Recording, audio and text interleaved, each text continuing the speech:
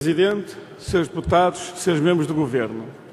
O Governo PSD-CDS tem vindo a acentuar a opção política de anteriores governos de concentrar o esforço fiscal sobre os trabalhadores através da tributação dos seus rendimentos e consumo, ao mesmo tempo que alivia a tributação do capital. Com a presente iniciativa legislativa, o Governo afirma pretender transpor para a ordem jurídica interna uma alteração à diretiva europeia relativa ao regime fiscal comum aplicável às sociedades-mães e às sociedades afiliadas de Estados-membros diferentes, de forma a suprimir a possibilidade de uma dupla não-tributação de que resultariam benefícios fiscais indevidos.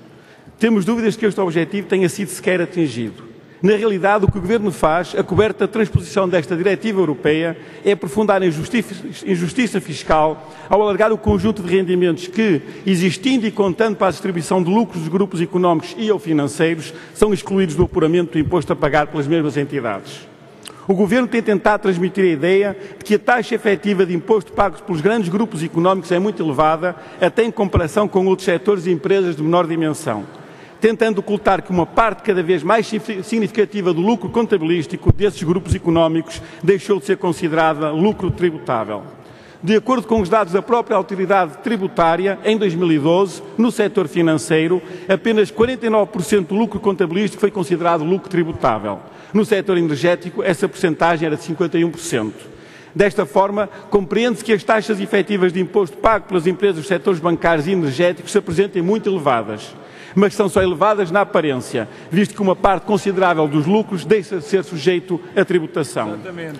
Com a aprovação há um ano da chamada reforma do IRC, a diferença entre os resultados que contam para o apuramento do imposto e os verdadeiros resultados que contam para a distribuição dos lucros pelos acionistas irá crescer, e se as estatísticas tributárias ainda não o permitem observar, a partir de 2015 essa realidade será indesmentível.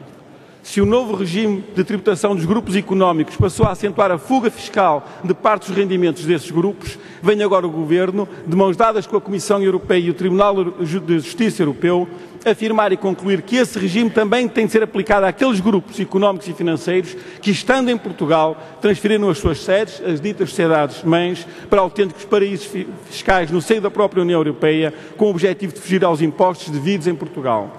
Para que não fiquem dúvidas sobre quem nos estamos a referir, chamemos-los pelos nomes: Jerónimo Martins, EDP, Galp, Sonai, BPI, BCP, Portucel, Brisa, entre outros.